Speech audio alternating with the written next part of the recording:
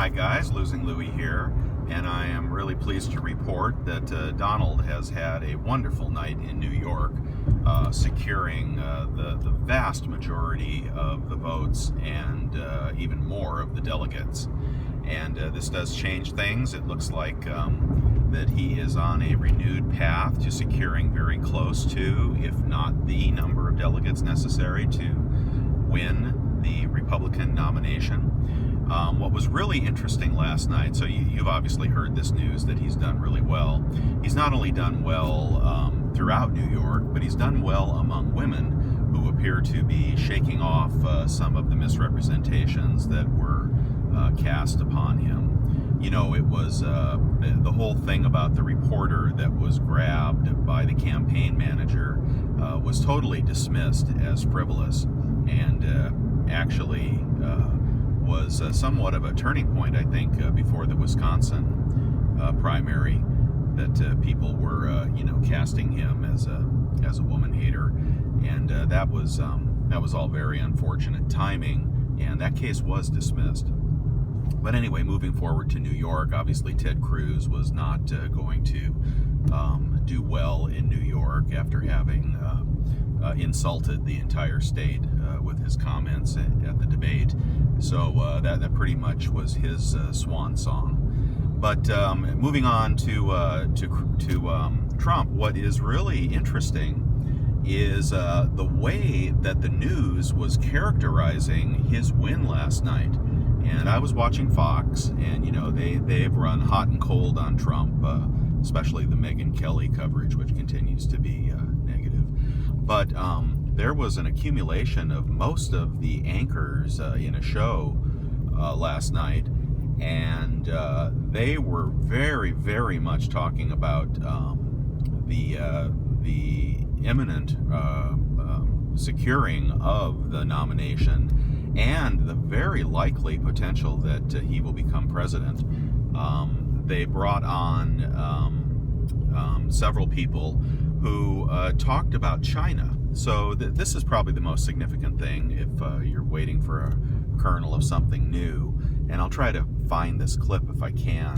But the whole movement that Trump is spurring on about bringing jobs back to America and renegotiating proper trade deals, fair trade deals that incorporate all of the costs of the deal and level the playing ground.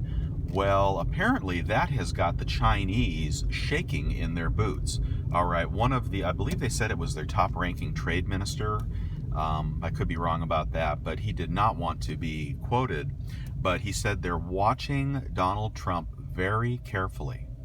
What that means, and I believe that Trump will make good use out of this news article, because what that means is they are afraid. The gravy train is coming to an end. The wholesale exporting of jobs to China is going to be slowing. A fair trading platform is going to be happening. And if Trump gets in, they are very concerned. All right, I take that as a positive. I take that as a symbol that Donald is more than just talk, that he has caught the attention of the world, and they are starting to believe what he's saying, and they're starting to fear that the United States might look out for itself again first, rather than putting its citizens second to the world economy, the new world order. So I think that's really big. I understand the polls are shifting in California. I live in California, and I don't know anyone who is willing to say they support Trump because they're in fear of their lives if they go on record as being for him. But believe me, there are a lot of people that are supporting him in silence. And I think now that some of the women-based vote is coming back, I think he's going to be unstoppable. I also believe that when we get into the final run for president, I do think he'll take out Hillary. I do think, and I think we're headed to a very interesting time. There is obviously a movement afoot to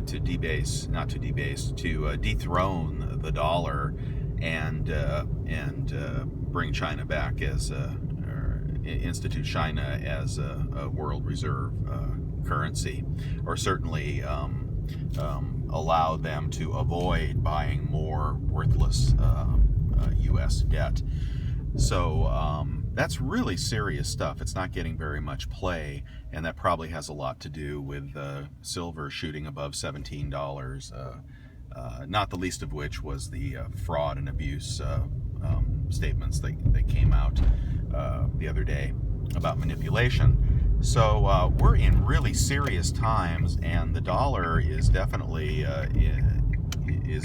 at risk of losing its currency, world reserve currency status. And I think it's time we need someone who is willing to play the game and win the game. And that's why I support Donald. Thank you.